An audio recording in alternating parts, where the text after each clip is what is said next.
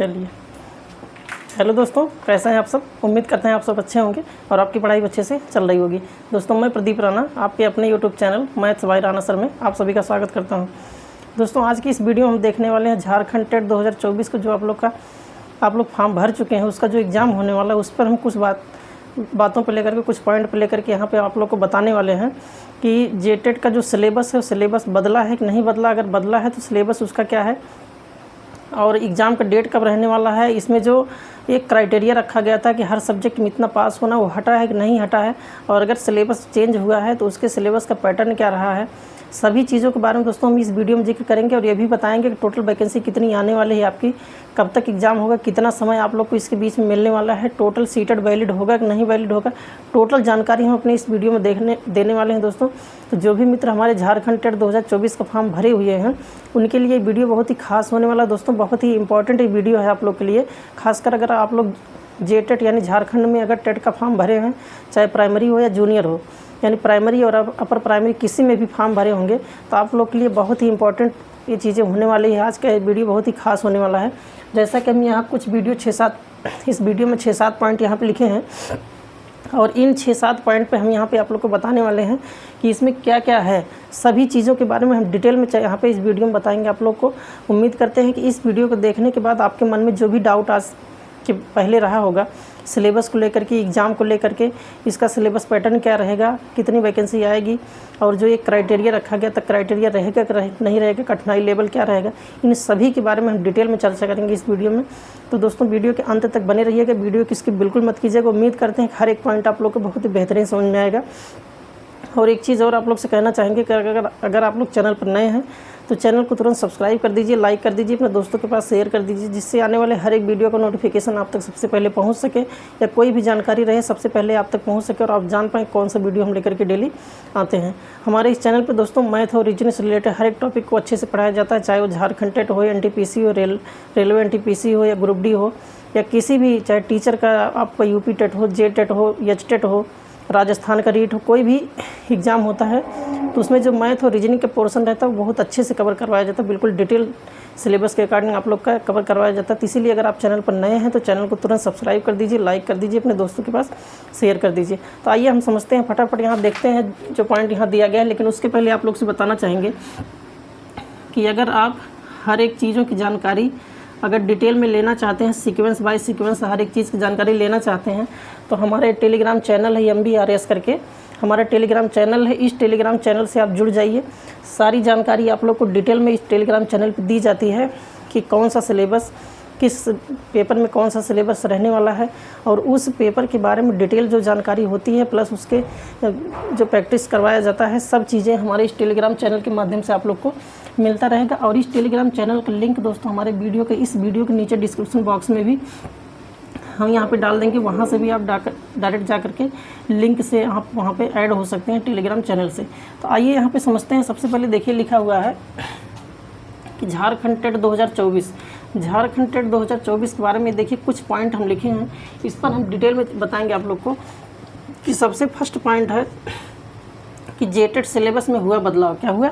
जेटेट में सिलेबस में हुआ बदलाव। अब आप कहेंगे कि जेटेट का सिलेबस यानी झारखंड का जो सिलेबस है वो सर बदल गया है कि नहीं बदल गया है, और अगर बदल गया है तो उसका सिलेबस क्या रहने वाला है। तो दोस्तों, इसी चीज़ को हम बताने के लिए यहाँ पे आए हैं कि जेटेट का सिलेबस में बदलाव हुआ है और वो कैसे हुआ है, वो कहाँ है उसका सिलेबस।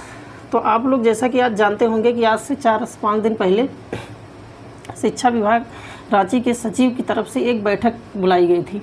उनकी तरफ से एक बैठक हुआ था और उस बैठक में क्या बताया गया कि बैठक में ये कहा गया कि जो जेटेट आप लोग का जेटेट का सिलेबस है, जेटेट के सिलेबस में बदलाव होना चाहिए। और कौन सा बदलाव होना चाहिए? जैसे कि आप लोग जानते हैं कि 1 से 5 का जो लेवल बनाया गया था वो 12th लेवल बनाया गया था। कितना? 12th लेवल बनाया गया था। और 6 to 8 का जो सिलेबस था वो आप लोग का ग्रेजुएशन का था। कौन सा सिलेबस बनाया गया था? ग्रेजुएशन का बनाया गया था, जो कि अगर देखा जाए तो प्राइमरी और अपर प्राइमरी के हिसाब से अगर देखा जाए तो बहुत हाई सिलेबस आप लोग का मेंशन करके यहाँ पे बना करके दे दिया गया था। वहाँ पे मैक्सिमम चीज़ें ये मेंशन थी कि जो कि इस सिलेबस के अकॉर्डिंग है ही नहीं। तो इसीलिए यहाँ पे शिक्षा विभाग की तरफ, उनके सचिव की तरफ से एक मीटिंग बुलाई गई। उस मीटिंग में ये कहा गया कि जो प्राइमरी और अपर प्राइमरी का यानी प्राइमरी और अपर प्राइमरी का जो यहाँ पे सिलेबस होने वाला है वो सिलेबस आप डाउन कीजिए, यानी उस सिलेबस यानी कठिनाई स्तर को आप कम कीजिए। कितना कम कीजिए? तो जो 1 to 5 यानी प्राइमरी लेवल का जो कठिनाई स्तर रहेगा वो आपका 10th होना चाहिए, और 6 to 8 यानी अपर प्राइमरी के जो कठिनाई लेवल होना चाहिए वो 12th होना चाहिए, यानी 12वीं पास होनी चाहिए। यानी 12वीं NCERT के अकॉर्डिंग आप लोग का जो पेपर का पैटर्न होगा उसका जो कठिनाई स्तर होगा इसी के आधार पे बनेगा। ठीक है, इतनी चीज़ें क्लियर हो गई आपको। अब तीसरा पॉइंट यहाँ पे हम देखते हैं कि अभी 22 सितंबर को पेपर की कटिंग यानी एक नोटिस के माध्यम से ये चीज़ पता चला कि जो विषय में 40% पास करने के लिए एक जो प्रतिबंध, एक क्राइटेरिया रखा गया था कि सभी सब्जेक्ट में, जैसे कि आप जानते हैं कि जब भी कोई टेट कराया जाता है तो 5 पार्टों में बटा होता है, यानी 5 सब्जेक्ट में बटा होता है, टोटल 150 नंबर का होता है।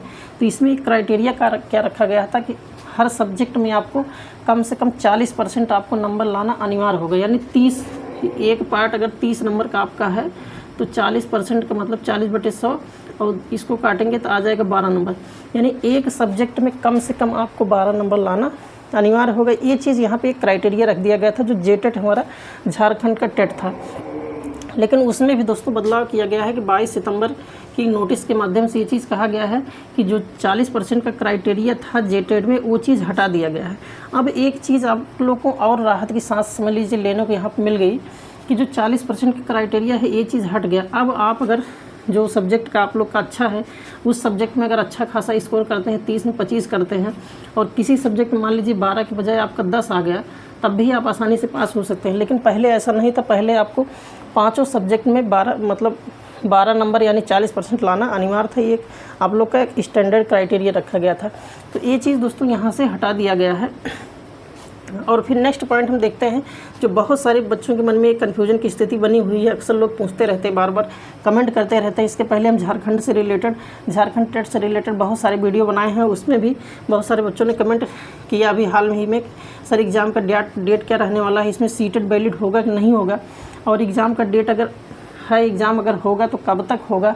ये कोई मतलब ऑथेंटिक तो नहीं कह सकते हैं, लेकिन हाँ इतना कह सकते हैं कि जो भी डेट रहेगा वो कब तक रहेगा। तो आइए इसी चीज़ को समझते हैं कि जैसा कि आप लोग जानते हैं कि अभी 27 तारीख को, नीचे हम अगला पॉइंट लिखे भी हैं कि 22 तारीख की मीटिंग के बाद अभी एक मीटिंग आप लोग का 27 तारीख को होने वाला है। कब? 27 तारीख को देखिए नेक्स्ट पॉइंट लिखे हैं कि 27 सितंबर को पुनः बैठक से सब क्लियर हो जाएगा, यानी 27 तारीख में आप लोग का, आज इसमें 24 तारीख है, बस 2-3 दिन और वेट कीजिए। उसके बाद 27 तारीख को ये चीज़ें आपको क्लियर हो जाएंगी कि एग्ज़ाम डेट क्या रहेगा और सीटेट वैलिड है कि नहीं है। बहुत सारे बच्चों के मन में एक कन्फ्यूजन की स्थिति बनी हुई है। दोस्तों ये मान के चलिए कि 95% चांस है कि सीटेट इसमें वैलिड नहीं होगा। क्यों? क्योंकि आज के समय में जान रहे हैं बिहार को छोड़ करके बहुत सारे स्टेट ऐसे हैं, जैसे आपका राजस्थान हो गया, हरियाणा हो गया, MP हो गया, और उसके बाद फिर देखिए इधर झारखंड होगा। मैक्सिमम स्टेट ऐसे हैं कि जो अपने स्टेट का खुद टेट करवा रहे हैं, उसके बाद वैकेंसी में आपको वैलिड कर रहे हैं। तो इसीलिए इसमें कहा जा सकता है कि अगर सीटेट वैलिड होता तो आप खुद समझ सकते हैं, अगर सीटेट वहाँ पे वैलिड तो करना चाह रहा होता अगर शिक्षा सेवा चयन बोर्ड, तो आपसे यहाँ पे जेटेट नहीं करवाता, यानी झारखंड का टेट नहीं करवाता। तो ये मान के चलिए कि जो सीटेट है, सीटेट आपका 95% मान के चलिए कि यहाँ पे वैलिड नहीं होगा। और इसीलिए हम बार बार कह भी रहे थे, जो भी मित्र हमारे फॉर्म नहीं भरे हैं, अगर सीटेट उनका अच्छे खासे नंबर से क्लियर है, इसीलिए बोला जा रहा था कि आप लोग झारखंड का टेट ज़रूर दीजिए, क्योंकि जब वैकेंसी आएगी तो वैकेंसी में अगर मान लीजिए ये चीज़ कह दिया कि सीटेट हम यहाँ पे वैलिड नहीं करेंगे, तो अगर सीटेट वैलिड नहीं किया तब फिर आपके पास कोई ऑप्शन नहीं रहेगा सिवाय जेटेट के।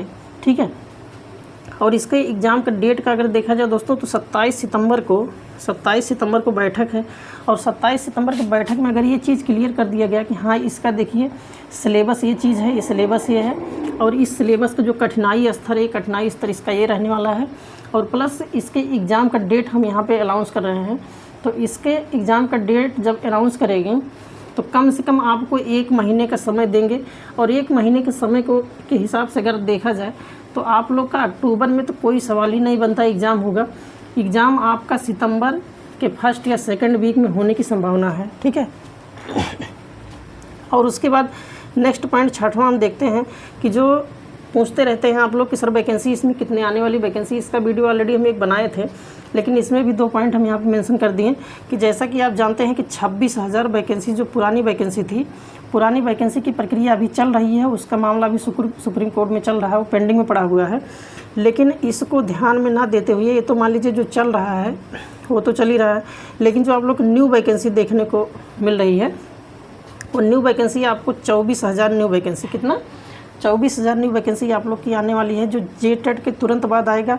और ये भी हो सकता है कि जेटेट कराने के तुरंत 1 से 1.5 महीने बाद ये वैकेंसी आपको देखने को मिल जाए, इसलिए क्योंकि झारखंड का चुनाव है, जैसा कि आप लोग भी जानते हैं 3-4 महीने बाद झारखंड का चुनाव है। और चुनाव से पहले ही कोशिश करेंगे कि क्योंकि वोट बैंक की ज़रूरत सबको होती है, तो चुनाव से पहले ही उम्मीद करेंगे, कोशिश करेंगे कि इस वैकेंसी को क्लियर कर देंगे। तो इसीलिए इसमें बहुत ज़्यादा समय नहीं लगेगा, एक अच्छे खासे समय में, एक सीमित समय में इस वैकेंसी को क्लियर करेंगे। तो उम्मीद करते हैं कि ये सब चीज़ें आप लोग को क्लियर हुई होंगी। अगर कोई भी डाउट हो, इसके अलावा आप लोग के मन में कोई भी डाउट हो तो नीचे कमेंट बॉक्स में कमेंट करके हमको ज़रूर बताइएगा। और उसके साथ साथ जो हमारे MBRS टेलीग्राम चैनल है, अगर यहाँ से आप नहीं जुड़ पा रहे हैं तो इस वीडियो के नीचे डिस्क्रिप्शन बॉक्स में हम इसका लिंक दे देंगे अपने टेलीग्राम चैनल का। उस टेलीग्राम चैनल से आप डायरेक्ट जाके जुड़ सकते हैं और उसमें बहुत सारी अच्छी चीज़ें, जैसे क्विज हो गया, क्वेश्चन हो गया, कोई भी अपडेट रहता है किसी भी वैकेंसी को लेकर के, कुछ भी जानकारी रहती है हम अपने टेलीग्राम चैनल पर तुरंत प्रोवाइड कर देते हैं, तो आप उसमें वहाँ से जा करके देख सकते हैं। तो चलिए दोस्तों, आज की वीडियो में इतना ही। मिलते हैं किसी नेक्स्ट वीडियो में किसी नेक्स्ट कॉन्सेप्ट के साथ। और अगर आप चैनल पर नए हैं तो चैनल को तुरंत सब्सक्राइब कर दीजिए, लाइक कर दीजिए, अपने दोस्तों के पास शेयर कर दीजिए, जिससे आने वाले हर एक वीडियो का नोटिफिकेशन आप तक सबसे पहले पहुंच सके और आप जान पाएँ कौन सी वीडियो हम लेकर के डेली आते हैं। तो चलिए, आज की वीडियो में इतना ही। मिलते हैं किसी नेक्स्ट वीडियो में किसी नेक्स्ट कॉन्सेप्ट के साथ। तब तक के लिए जय हिंद।